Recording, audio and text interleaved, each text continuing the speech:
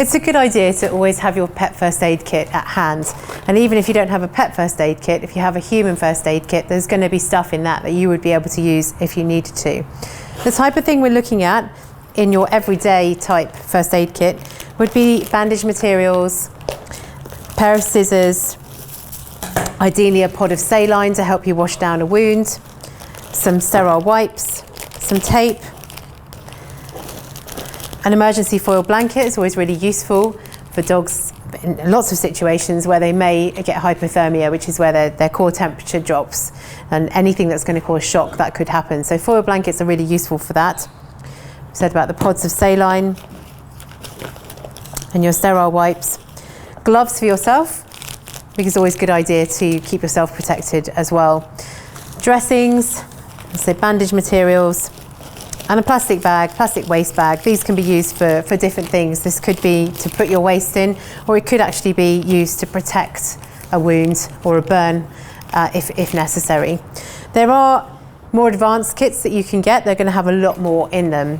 And if you are dealing with dogs on a day-to-day basis, or potentially have multiple dogs, or your dogs are at higher risk of injuries, then it would be a good idea to get something a little bit more advanced. These are going to have all your normal stuff in them, like your bandage material.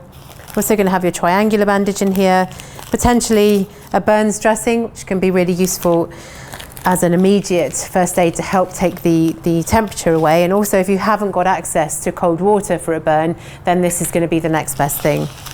You've also got an ice pack, which can be used for different things. Really good for swellings. You've got things like tick removers.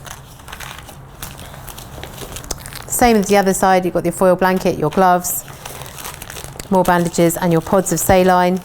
And it also has lots of space in here to add extra things that you feel you may need depending on the type of work that you're doing with your dogs. But this is the basic kind of equipment that you'd expect to carry. If you feel that your dog is at high risk of potentially developing wounds or bleeding, then you might also want to add in a hemostatic dressing, as we've described before. But that's not normally in an everyday kit. But there's pretty much everything here that you would need to use. We've also got eye patches here if you're worried about eye injuries. It's really making the first aid kit work for you and making sure that you have everything that you might need depending on what you're doing with your dog. These kits are both available on our website.